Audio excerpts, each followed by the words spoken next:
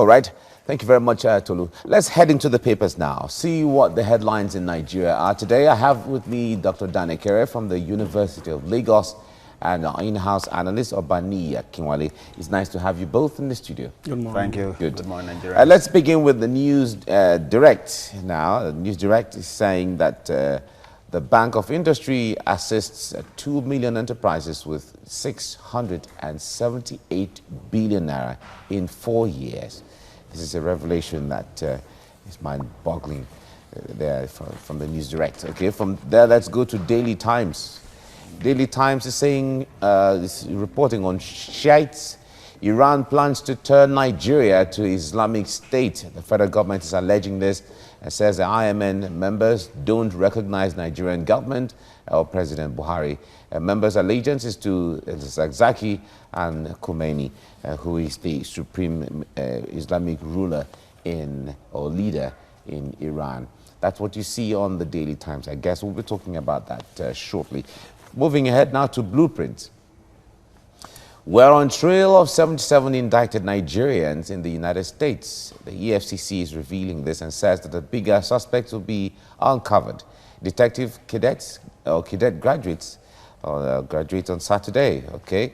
That should bolster what the detectives are doing regarding the fight against crime. All right, from there, let's go to the Nation newspaper now. The Nation newspaper says, we shot Benny border over rice smuggling, says President Buhari. And President to meet with Benin Niger leaders over this issue as well. Okay, the border issues there from the Nation newspaper. Daily Sun is where we go next. Internet fraud, wait for more shocker. The EFCC is saying this. Says Commission will unravel bigger suspects, begins clampdown on bankers and BDC operators, and detains 2 top officials of NDPHC, others over 16 billion naira power probe. Okay, all right, we'll wait to see the shocker from the EFCC. Says Nigerians will be waiting on this. From the Daily Sun, let's go now to the Nigerian Tribune, which is the final paper we'll be looking at. Rice smuggling at Nigeria-Benin border alarming. President Buhari is saying this, says a partial closure for security strategy. And we have seen that. There's a quote here from him and says, let me read it out so you can get the perspective. Now that our people in the rural areas are going back to their farms and the country has saved huge sums of money which would otherwise have been expended on importing rice using scarce foreign reserves, we cannot allow smuggling of the product at such alarming proportions to continue. That's a quotation from the president's statement there on the issue of smuggling. And that's what you find on the Nigerian Tribune. Okay? Gentlemen, this story on the front page of Daily Times will interest you and certainly will be interesting to Nigerians as well. That talks about the Shiites here. He says Iran plans to turn Nigeria to Islamic State, and the federal government is the one alleging this. It says the IMN don't recognize Nigerian government or President Buhari, and members' allegiances to Zakzaki and Khomeini. Now, this is taking a dimension that a lot of people are seeing more revelations coming out. Now, a lot of others will say that this is going to spark up some kind of diplomatic row between Nigeria and Iran. Dr. Ekere, let me start with you on this. Okay, thank you. It's good that it's federal government that is making this revelation, that there is a plan or a plot to turn Nigeria to an Islamic country, meaning that there's a recognition that Nigeria is neither an Islamic country nor a Christian country. Just Nigeria is a secular state. Yeah, so what it means is that we do not recognize any particular religion as state religion, and that will equally, by implication, it should translate into government not funding any form of religious activity. But unfortunately, you will see fine governments funding pilgrimages and the rest of it, which shows, in a sense, a form of recognition that we still have this kind of religions that we recognized by the constitution, maybe yeah, two official, whichever. If since the constitution does not recognize the state not as a state religion, the state should pull out of all those. Then, on this particular issue, we can see clearly from the various entreaties made by the Iranian government and, with respect to the ex-Zakzaki issue, look at the issue of the medical trip to India.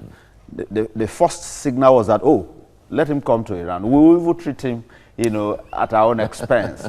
So, I mean, it creates a lot of worry when you begin to find countries, making this kind of moves, as if to suggest that, yes, we are the ones that actually planted this person there. I expected that Iranians should go ahead with their, whatever form of worship. And then if they have members who, serve the same God that they serve, they should do it within, their own environment, wherever they are, without any form of, the other government trying to create a scenario that will bring about crisis in another country. I think for me, it's not a good diplomatic move by Iran. All right. Obaniyi, the point there is, everyone, the Constitution guarantees the freedom of worship anyhow you want to worship. So if you are a Shiite, or you are a Sunni, or you are a Christian, or you are an African religious, whatever it is, the Constitution gives you that guarantee. But in this case, where it seems like there's an undermining of the government of a country, and from what the government is, Nigerian government is saying, it seems like another government somewhere is encouraging something like that. What do you see? Yeah, like Doctor said earlier, Nigeria is perceived to be a secular state. But so is it a perception? It's a perception. And why I'm saying this is because President Goodluck Jonathan in 2014 attended OIC Summit, which is the Organization of Islamic Countries. President Buhari, just a couple of months back, also attended the same summit as Nigeria as a member. This was done by Murtala Mohammed way back. So let's leave that. Now, I have said this on this program, on this platform several times, that the liberty to roll your fist stop at your neighbor's nose. And if you look at Iran as they were throwing their fist at Nigerian nose. They are not even waiting for us to say anything. Nigeria is a sovereign state. Iran is a sovereign state. So the sovereignty at any point in time is not greater than the other. Yeah, you could have some superpowers. But notwithstanding, if you look at the Ayatollah revolution in Iran, and you look at what Zakzaki is, if you look at those guys, the way they are parading themselves, the country they are is IMN. The president of IMN Nigeria is Zakzaki. Anything outside that, they don't have respect for rule of law. They don't respect even the government of Kaduna State, talk less of national government. And I feel what federal government is doing, they may not be the best, but I think it's the right thing to do, to put it out there that irrespective of your allegiance to any of our members, one, Zakzaki is in Nigeria. Two, Zakzaki is within the confines of Nigeria. Even as Iranians, if you are within the confines of this territory, the sovereignty and the law of this land has to be obeyed. And I think it's now less for Zakzaki to prove otherwise that no, he respects the country law and what have you. All right, Dr. Ekere, I wonder what scenarios you see going forward. Now, from the reports we're getting, Zakzaki is now trying to push for a second trip, a medical trip. He's this time seeking to go to either Turkey or Indonesia. Clearly, or Malaysia. Zakzaki is not sick. He's not sick. There's no point to wasting our energy. But you are not his doctor. You no, say he has shown that he's not sick. It's not. So if he's pushing for anything, it shouldn't be a medical issue.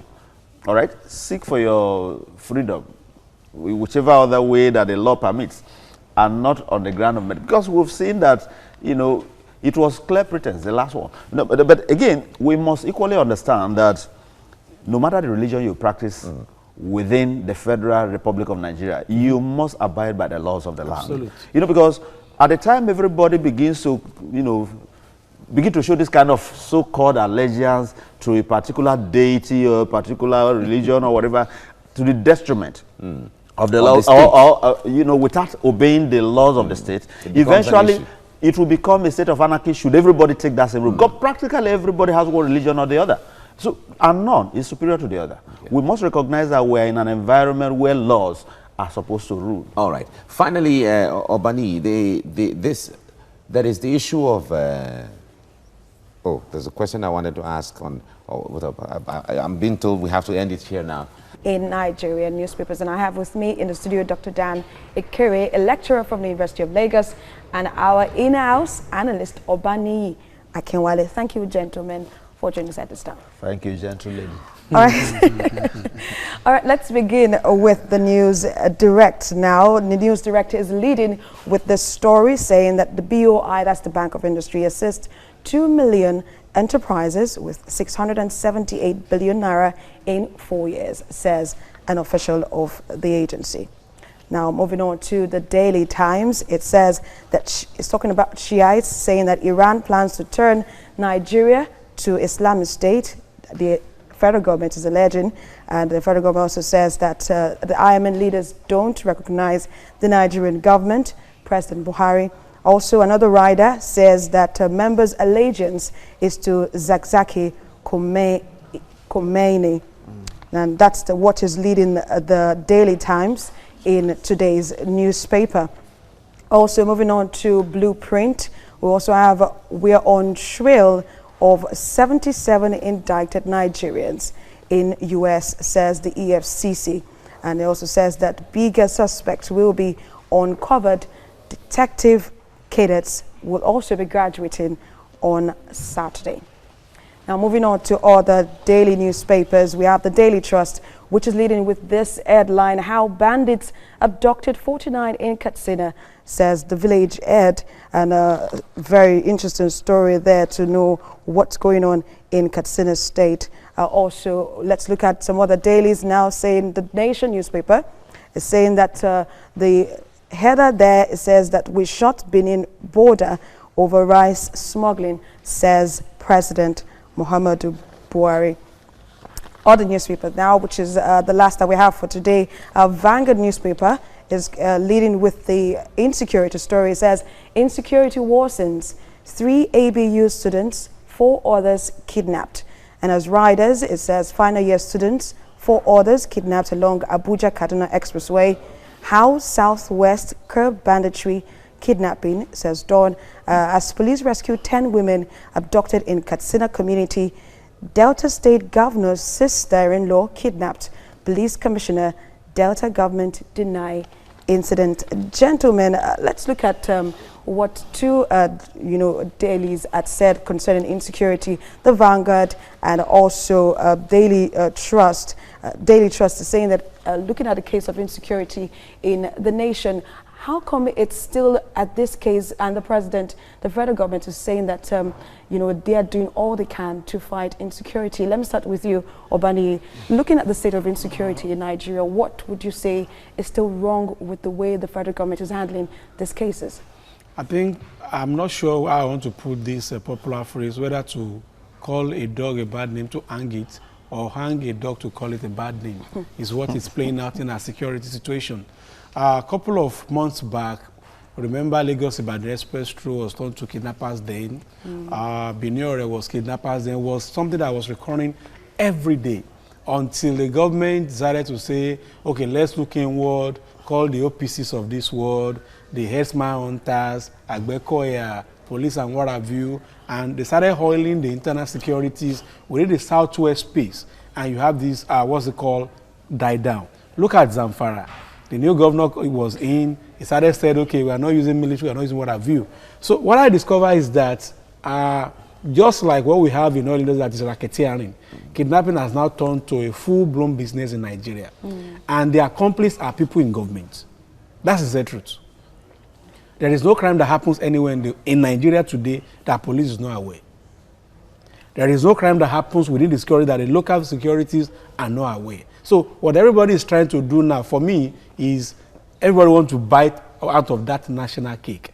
Now, why I used that phrase earlier was because, why Katsina? Katsina will give a prominence that this is just a local government that is about 40 kilometers away from the hometown of the president. So if you now say it happens in Katsina, it gives an impression that the president is not doing well. Why Kaduna? Kaduna is in the northwest state and is next neighbor to the president. So you're saying that he has a political inclination to it? You can't diverge from there. Do you agree with that? Well, you can't rule out any possibility. You just cannot rule out any possibility. But the most important thing is that Nigerians are being kidnapped, and ransom is being paid. Some are dying in the course of, you know, the process. Those who could not raise money, sometimes they lose their life, and even those who pay money still sustain, you know, serious injuries and all of that. So it means that we cannot move freely. And, you know, the way we operate here, we've not got to a point where all business can be conducted with the phone. We still have to move. I don't see how phone is going to bring goods or products from the farm down to the city and all of that. So there's a need for serious security arrangement. I think the architecture is still, you know, worrisome, because just like you said, the local hunters, the vigilantes, and the rest of them, in some cases, could easily tell where some of these things are happening. Far easier than the man you call from Abuja to come and look at what is happening in Ibadan and all of that. So the issue of state security is still very critical. And apart from that, I think the federal government equally need to step, and those bad eggs among the security agencies actually need to be fished out and dealt with in a manner that would discourage others from doing the same. Because so far, there seems not to be any serious measure. You hear this one did this one did that. At the end of the day, you just parade the face that, oh, he's on screen now, he's been arrested. And at the end, we don't hear much whether any other thing has been done other than, okay, they've removed him from service and all of that. That's not enough. Because when you look at the level of the crime. Yes, looking at the level of the crime that is being committed against humanity now, some analysts would say that we should take politics away, take religion away, take all that, but let's look at the crime that is being committed against humanity, because these persons that have been kidnapped, abducted, just like a case of 3 ABU students who are final year students that should be contributing to the development of the nation. You know, what kind of setback does that have for us as a nation, and how does this portray us in the light when it comes to international, when we're on the international scene? It's a very challenging situation, because if I were to be an investor and I'm to go into a particular terrain for investment, and this is what I hear from such a place, what will encourage me to go there? Except I want to join those who will be kidnapping others, all right? So it becomes a serious threat even to our economy, because at the moment, locals are finding it difficult to do their businesses. Now, it will equally discourage foreigners from coming in to do businesses. So I think we really need to look at it holistically, because it's something that is affecting us in so many ways. And the most worrisome part of it is the fact that these things are happening almost on daily basis, and it's as if we seem to be helpless. Bunny, final thoughts on this? What I would say is, you said is a crime against humanity committed by humanity, unfortunately.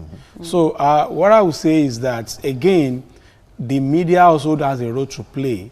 We don't need to over-sensationalize some of these kidnaps. So because they know that once you put it in front pages, you put it as headline stories, more money. But the moment, there are 1,001 killings in America every day, and you don't find it in front pages of major news headlines. So what you find out in Nigeria is that if it's happening in Zamfara, if Zamfara, local report can report it, good enough. But once it has national prominence, it gives encouragement to people, and I think that has to be worked upon to reduce sensationalization of these kidnap and what have you. Yes, people need to know, but notwithstanding, we don't give them more opportunity to begin to rape people of their head earnings. Although I'd like to engage you on that, but let's just leave it there for now. Thank you so much, gentlemen. Dan Ekere, lecturer from the University of Lagos, joining us on the Newspaper Review, and Obaniyi Akinwale, thank you so much for joining us at this time.